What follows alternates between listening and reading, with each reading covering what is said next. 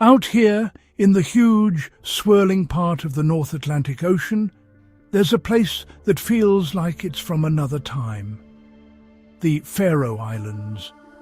It's a group of 18 main islands located halfway between the rough coast of Norway and the icy shores of Iceland. From a small plain, they look like bright green pieces of rock sticking out of the grey-blue sea. This isn't your usual European holiday spot. There aren't big cities, no motorways packed with cars. Instead, you find a world shaped by huge natural forces, a place where people have learned to live peacefully with the wild, untamed spirit of the planet. It's a land of old stories, legends, and amazing raw beauty. This is a trip to one of the last truly wild places in Europe.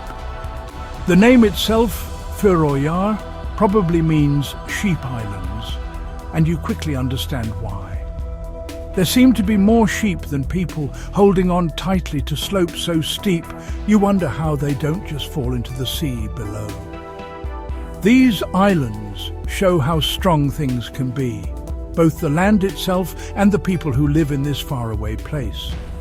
For hundreds of years, they have lived by the rhythm of the seasons, the tides, and the often difficult weather. Their story is carved into the land itself, a tale of survival, community, and a deep, strong connection to nature. Getting here is an adventure all on its own. The journey gets you ready for how isolated this place is. Whether you arrive by sea, watching the cliffs rise dramatically from the horizon, or by air, coming down through a thick blanket of clouds to find a tiny runway tucked next to a fjord, you feel a sense of being cut off from the mainland. The air feels different here, cleaner, sharper, and full of the smell of salt and wet earth. It's a welcome for your senses to a world where nature isn't just in the background. It is the main character in the story of life, deciding the speed and the possibilities of every single day. Today is February 22nd, 2026, and even in the middle of winter, the islands have a stark, captivating beauty. The greens are deeper, the waterfalls are more powerful, and the drama of the landscape is made stronger by the dark, always changing sky. Exploring the Faroe Islands is like stepping into a grand, epic story. It's a place that makes you think differently, makes you feel small compared to nature's power, and reminds you of the quiet strength found in faraway communities. This is Europe, but not how many people know it. This is a world apart, waiting to be found. The story of the Faroe Islands starts with fire and ice millions of years ago. These islands are what's left of a huge volcanic plateau that once stretched across the North Atlantic. Hot, flowing lava called basalt came out in layers, cooling and getting hard to form the stacked, wedding cake-like mountains we see today. You can read this history of the Earth in the cliffs themselves. Dark bands of old lava are piled one on top of another, separated by thinner reddish layers of tuff, which is volcanic ash pressed together over millions of years.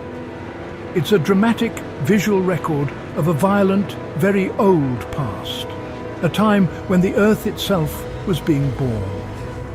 Everywhere you look, the land is shaped by this volcanic beginning. The cliffs don't just rise from the sea, they go way up. Straight rock faces, hundreds of meters high, drop directly into the crashing waves below. These are some of the highest sea cliffs in all of Europe, and standing near their edge is a humbling, heart-in-your-throat experience. The land is rough, tough, and amazingly beautiful. There are few gentle slopes here. Instead, you find steep-sided valleys carved by old glaciers, creating deep, sheltered fjords that wind their way inland, bringing the ocean into the very heart of the islands. This volcanic rock decides where life can exist. Villages are gathered in the most sheltered spots, tucked at the bottom of mountains or at the end of fjords, where the land flattens out just enough to build a house and let some sheep graze. There are very few native trees on the islands, partly because of the strong salty winds, but also because the thin soil covering the hard basalt rock doesn't offer much for deep roots to hold on to. The result is a landscape of wide-open views, where your eye can travel for miles across treeless green slopes, only broken up by waterfalls, streams, and scattered villages. The rock itself is always there. It's under your feet as you walk. It forms the walls of traditional homes, and it shapes the coastline into a jagged, complicated puzzle of headlands, sea stacks, and hidden coves. The dark, serious colour of the basalt, often covered in a bright green carpet of moss and grass, creates a stunning visual contrast. This is a hard land, a land of stone and water made in the Earth's fiery furnace. And it is this powerful base that has shaped every part of life for the Faroese people, forcing them to adapt and find new ways for generations. If stone is like the bones of the Faroe Islands, then water is its lifeblood. It is everywhere. It falls from the sky as rain, mist or snow for much of the year, feeding a network of streams and rivers that crisscross the land. This constant supply of water gives the islands their special, almost unbelievably bright green colour. The grass is lush and thick, even on the steepest slopes, fed by the constant wetness. The air itself feels heavy with water, a fine mist that can come down in moments, hiding the mountains in mystery, and then disappearing just as quickly to show amazing views. This lot of water creates one of the Faroe Islands' most famous features, its waterfalls. They are not just occasional amazing sights, they are a big part of the scenery. After a heavy rain, which happens often, hundreds of temporary waterfalls appear, tumbling down the layered basalt cliffs in silvery ribbons. They flow over roads, through fields, and seemingly from the sky itself. One of the most famous and dreamlike sights is the Mulafosso waterfall in the village of Gassadalur. Here, a river flows to the edge of a cliff and simply drops directly into the Atlantic Ocean below. A stunning show of nature's raw power and art. The ocean, of course, is the ultimate example of water's power here. It surrounds and defines everything. The North Atlantic is not a gentle, calm sea. It is a wild, active force that constantly pounds the coastline, carving the volcanic rock into dramatic shapes. The sound of the waves is always there, a rhythmic roar that can be heard far inland on a stormy day. This always present ocean has been both a provider and a tough barrier for the Faroes people, offering food in the form of fish, but also cutting them off from the rest of the world and demanding respect and care from all who go out onto its waters. Even the lakes have a unique, dramatic quality. Sørvágsvatn, the biggest lake in the islands, is known as the lake over the ocean. It sits high on a cliff, and from a certain angle it looks like it is floating hundreds of feet, directly above the sea. It's a perfect example of how the special geology and the constant presence of water combine to create landscapes that feel out of this world, almost magical. In the Faroe Islands, water is not just a resource. It is an active, creative force that shapes the land, decides the weather, and forms the spirit of the nation. Life in the Faroe Islands is a constant dance with the elements, and none are more powerful than the wind and the sea. The wind is an invisible but always there force. It sweeps across the treeless landscape with a relentless strength that can be shocking to someone not from here. It shapes the grass, which grows bent in one direction, and it prunes the few trees that manage to survive in sheltered gardens. Faroe's houses are built to stand up to its force, low and strong, with sturdy roofs to resist the strong winds. The wind can stop helicopters, cancel ferry services, and even make it hard to walk, reminding everyone how powerful it is. The sea is an even more powerful force. The North Atlantic is famous for being unpredictable, with storms that can appear with frightening speed.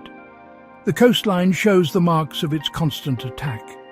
Over thousands of years, the waves have found weak spots in the volcanic rock, carving out deep caves, known as fjords, and separating tall columns of rock from the mainland. These sea stacks, like the famous Drangania and Risin-Kellingin, stand like lonely guards in the water, monuments to the sea's incredible power to wear things down. They are dramatic reminders that the land isn't still. It's in a constant slow-motion battle with the ocean. This powerful pair of wind and sea sets the rhythm of daily life. A fisherman will check the wind direction and how big the waves are before even thinking of leaving the harbour. A farmer knows that a sudden change in weather can put their sheep at risk on the high mountain pastures. The famous Faroes fog, known as mjørki, can roll in from the sea in an instant, making it almost impossible to see and turning a simple walk into a dangerous adventure. The weather here isn't just small talk. It's a very important topic of conversation that has real effects on travel, work and safety. This constant exposure to the elements has made the Faroes people very tough and practical. They don't fight the weather, they adjust to it. They have a saying, "If you don't like the Faroes' weather, just wait 5 minutes." It shows they accept the things they can't control and have a remarkable ability to make the most of the calm moments when they happen. Living here means being very aware of the sky, the sea and the wind. It's a close and sometimes difficult relationship with the raw power of nature that has shaped the national character over hundreds of years. In a landscape full of steep cliffs and rugged mountains, finding a place to call home is, well, a real challenge. Where people settled in the Faroe Islands has been decided by the land itself. Villages aren't spread out randomly. They're gathered in the few places that offer shelter and just a tiny bit of usable land. You find them tucked at the bottom of deep fjords, nestled into natural bowl-shaped areas carved by glaciers, or sitting on narrow coastal ledges just above the churning sea. These small pockets of civilization are honestly like calm spots in a wild and vertical world. Their brightly coloured houses standing out against the huge green and grey background. This landscape has historically made travel between villages incredibly hard. For hundreds of years, the only way to get from one valley to the next was often by a dangerous mountain path or by boat. The village of Gassadalur, for example, was one of the most isolated settlements in Europe until a tunnel was blasted through the mountain in 2004. Before that, the postman had to hike over a steep mountain pass 3 times a week just to deliver mail. This isolation meant that each village grew up as a self-sufficient, close-knit community, a world all its own, connected more by the sea than by land. Living on the edge, both literally and figuratively, has created a unique way of life. The traditional Faroes houses are a perfect example of how to adapt. Many have turf roofs, a living layer of grass on top of birch bark. This old technique provides great insulation against the cold and wet, helps the house blend into the landscape, and weighs the roof down against the strong winds. The houses themselves are often built close together, not just for a sense of community, but also to protect each other from the strong winds that come in from the Atlantic. Every detail, of traditional architecture is a response to the environmental challenges of this place. This lifestyle, shaped by the land, has created a deep sense of belonging. People's identities are often tied to their specific village and the landscape around it. They know the names of every mountain, every stream, and every important rock. They know the safe paths to walk and the dangerous currents in the fjord. This deep knowledge of the local environment is passed down through generations, a kind of cultural inheritance that is essential for survival. It's a life lived very close to nature, where the dramatic scenery is not just a view, but the very foundation of community and identity.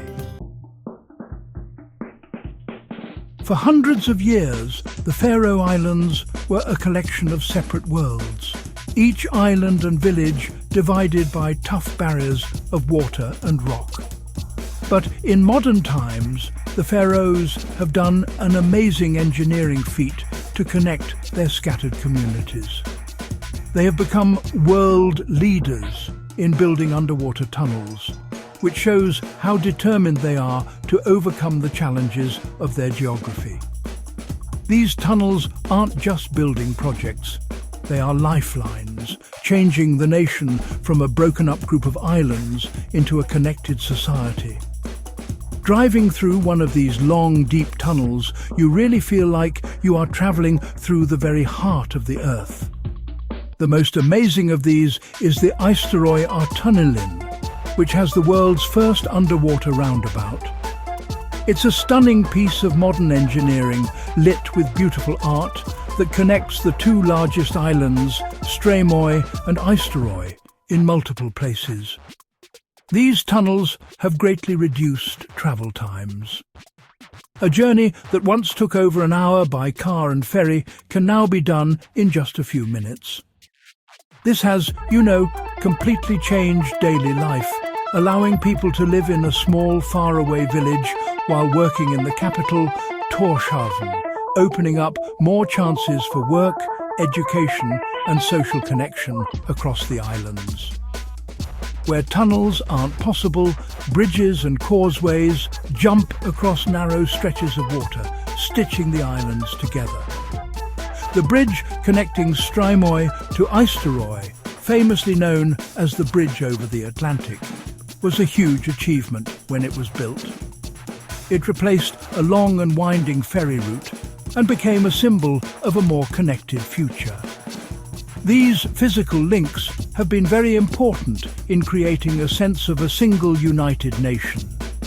They allow for easy transport of goods, help the economy grow, and strengthen the community by making it easier for families and friends on different islands to visit each other.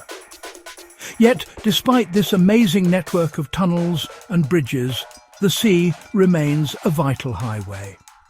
A fleet of reliable ferries and smaller boats still serves the more remote islands, like Mykines and Suðuroy, which are not yet connected by tunnels. For the people living on these outer islands, the ferry schedule decides the rhythm of life. It determines when they can go shopping, visit the doctor, or travel to the mainland. The ferry journey itself is a classic Faroes experience, offering amazing views of the cliffs and sea stacks, and reminding you that in the Faroe Islands, you are never far from the water. The very landscape that makes the Faroe Islands so stunningly beautiful has also been its biggest reason for being isolated. Being out in the North Atlantic, far from mainland Europe, has created a society with an incredibly strong sense of self-reliance and community. For hundreds of years, survival depended on working together. When a whale was brought ashore, the whole village worked together to prepare it. When a storm damaged a roof, neighbours were the first to arrive to help rebuild. This need for mutual support is deeply rooted in the Faroese culture. It has created a society where community bonds are exceptionally strong. This sense of community is clear, especially in the smaller villages. Everyone knows everyone, and life is lived in a more open and connected way. Doors are often left unlocked, and children play freely, watched over by the entire village. There is a deep, unspoken understanding that people must look out for one another because for a long time there was no one else to rely on. This isolation has encouraged a culture that is less about individuals and more about the group. The well-being of the group is most important, a lesson learned through generations of facing the challenges of this remote environment together. This isolation has also acted like a cultural incubator, preserving a unique language and rich traditions that might have been, watered down elsewhere.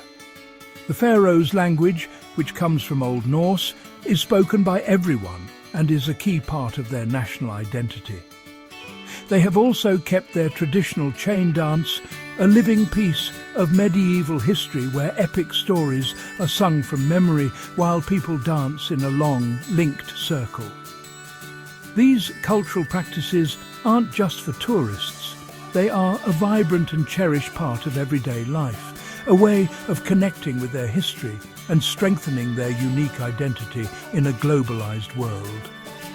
While modern technology, the internet and the new network of tunnels have made the physical isolation less, the psychological mark remains.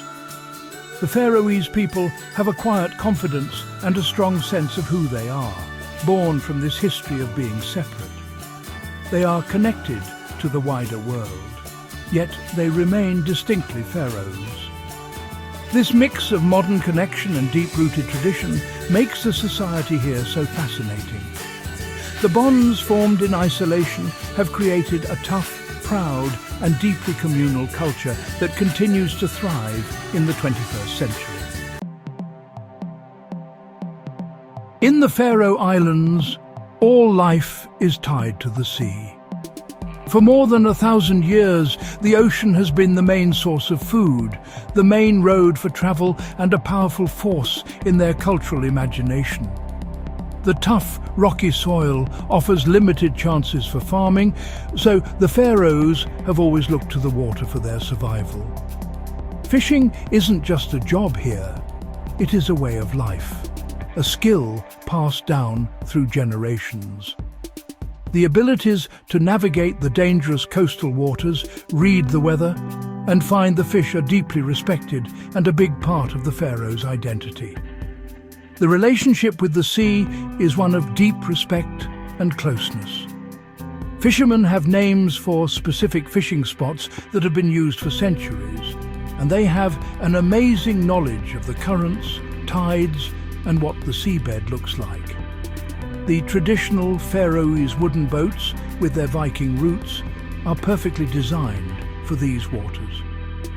Even today, as modern fishing boats dominate the industry, you can still see these beautiful classic boats in the harbours, a link to a seafaring past that is still very much alive. The sea's bounty, especially cod, haddock and salmon, forms the backbone of the economy and the heart of the local food. This reliance on the ocean is also seen in one of the most debated parts of Faroes culture, the pilot whale hunt, or grindardra. This centuries-old practice involves guiding groups of pilot whales into a special bay where they are killed and the meat and blubber are given out for free among the community. For the Faroes, it is a sustainable, non-commercial tradition that provides an important food source and strengthens community bonds. For many outsiders, it is a brutal and shocking sight. It highlights the deep and sometimes difficult difference between a culture deeply connected to the natural cycle of life and death, and a modern world that is often disconnected from where its food comes from. Ultimately, the sea is the great constant in Faroes' life. It is a source of wealth and a symbol of freedom, but also a place of danger that has taken many lives over the centuries. This double nature, the sea as both giver and taker, has created a deep humility in the people. They understand its power and their place within the natural order. From the food on their plates to the stories they tell, the ocean's presence is felt in every part of their existence. To understand the Faroe Islands, one must first understand its deep and unbreakable bond with the sea. To spend time in the Faroe Islands is to feel the world slow down. It's a place where the fast pace of modern city life seems to disappear, replaced by an older and more powerful rhythm, the rhythm of nature itself. The daily schedule is decided not by clocks and calendars, but by the turning of the tides, the changing of the weather, and the shifting of the seasons. There is a timeless quality to life here, a feeling that you are seeing a way of being that has stayed the same for hundreds of years. It's a landscape like in a movie, where every view feels like a scene from an epic film. This is a kingdom where nature still rules completely. People haven't conquered this land. They have simply found a way to live with it. The towering cliffs, the wild ocean, and the sweeping winds are a constant reminder of the planet's power. It creates a sense of humility and a deep appreciation for the world around you. Standing on a cliff top, with the wind on your face and the cries of seabirds filling the air, you feel a powerful connection to the raw, untamed essence of the earth. It is a feeling that is both exciting and deeply peaceful, a reminder of our small place in a huge and beautiful world. The Faroes people are the guardians of this amazing environment. Their lives show how well they adapt and the strength of their community. They have built a modern, successful society while keeping a deep connection to their land and their traditions. They have used technology to link their islands, but have not lost the values that were formed in isolation. Their story is one of toughness, cleverness, and a deep respect for the natural forces that have shaped their future. They are living proof that it is possible to be both modern and deeply rooted in one's heritage. Leaving the Faroe Islands feels like waking from a vivid dream. The intense colours, the scale of the landscape, and the warmth of the community leave a lasting impression. It is a journey to the edge of Europe, but also a journey back to something fundamental about our relationship with the planet. In a world that is becoming more and more the same and predictable, the Faroe Islands stand out as a place of wildness, a place where the lasting rhythm of nature's kingdom can still be heard, felt, and experienced in all its magnificent, untamed glory.